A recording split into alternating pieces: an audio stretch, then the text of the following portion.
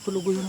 Ito na yung ginagawa ng bagong kalsada. Diretso na ito ng Maynila, Sursugon. Ang daan ng Legazpi.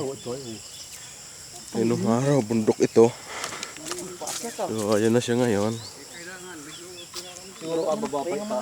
Malapit na pa dito dun sa Pinarik. Oo, pagka. Akit na yan doon sa Pinarik na. Papunta daw yan ng Sursugon. So, Pagka kusang Pinarik. Pinarik na. Ang labas dito man yun dyan sa Mayano. Balata. Babayaran ko. Kirino yung shortcut sa Mayano si Puput. Dito? Oo. Hindi ka nadadaan ng Naga. Hindi na. Shortcut na to. Ano? Puta.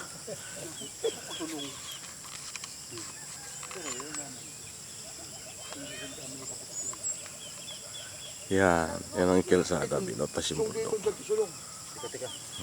ay susunduan. Tapos yan. Baka subasod, nadali mo saan. Kumbaga saan kapantayan. 5 Ayan, meters pa pala yung ano niyan dito, 5 meters pa.